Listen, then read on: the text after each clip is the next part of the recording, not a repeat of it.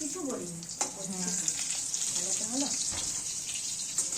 ও বেটে দিবে না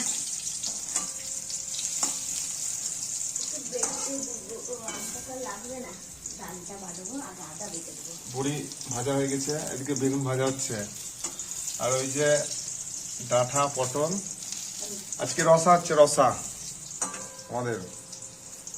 এই যে দেখেন কড়াই তেল পড়ে গেছে, ফোড়ন কি দিবে বলছে তো বুঝতে পারছে না, বলতেও পারছে না, সে আবার রান্না করছে। দেখেন চিন্তা করুন, বল কি ফোড়ন দিব। লঙ্কার কি রান্না করছে আমার মেয়ে, নতুন রসা হচ্ছে আজকে। নতুন খেতে পারি নাকি তাই দেখি, চেষ্টা করে খেতে পারবো কিনা। আরে দাও না 4টে করে আলু, 4টে 5টা, সবাই আলু খাবে। দিয়ে দাও এবার। এই যে রসাতে এবার আলু চলে যাচ্ছে। ছেড়ে দাও, ছেড়ে দাও, তুমি ছেড়ে দাও লাড়ু। ওর নাড়ু ছেড়ে দাও। হ্যাঁ এই যে আলু চলে গেল তেলের মধ্যে। আজকে দেখতে হবে রসাটা কেমন লাগছে খেতে। আর আমাদের পুটু সোনা ছোটটা নাই, দাদুর বাড়ি বেড়াতে ভালো গেছে। লাগছে না, দাদুর বাড়ি বেড়াতে গেছে, মনটা খারাপ করছে। এই আমার 3টে দাও। দেখেছেন? বেগুন আর বড়ি ভাজা, আলু ভাজছে, মশলা দিয়ে কষানো হচ্ছে। এবার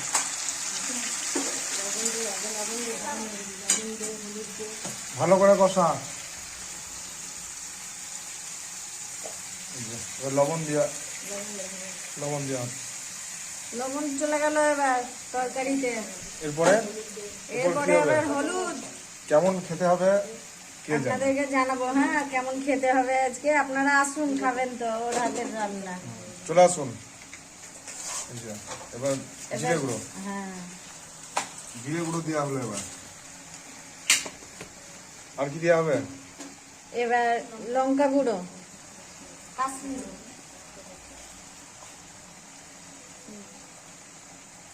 তাহলে বন্ধুরা একবারে খাওয়া দাওয়ার সময় দেখা হবে। রসা কমপ্লিট হয়ে গেল। এই দেখো